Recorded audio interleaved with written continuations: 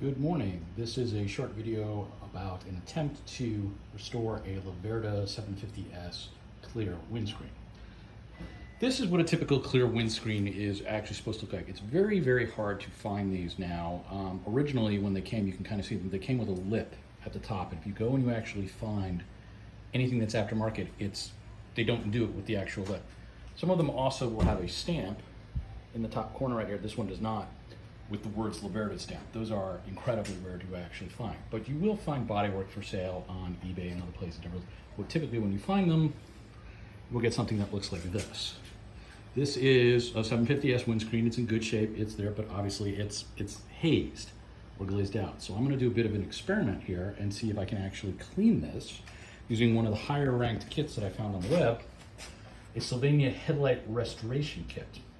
This involves some wet sanding and some polish and some stuff with the kit.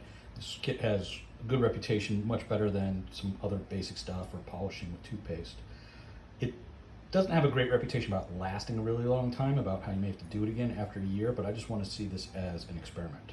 For your worst case scenario, I've got a windshield that, maybe I'll make it a little worse, but we'll see what happens. I'll post an update as we go. All right, here's the follow-up to how the Sylvania headlight restoration kit did on the Laverda 750S clear windscreen. It does actually come with a clear coat that it states in the directions you're supposed to actually allow sit for about a week. So I did actually go through and do that, and the result came out pretty good. There's the one that's actually, I have on the bike right now that I consider to be sort of the standard. And I took a picture earlier of what the one I was trying to restore looked like. Here's what the one that I actually restored looks like.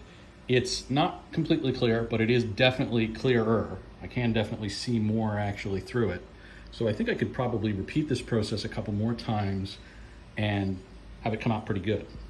So it's the Sylvania kit. They're about 20 bucks on eBay. I would recommend them.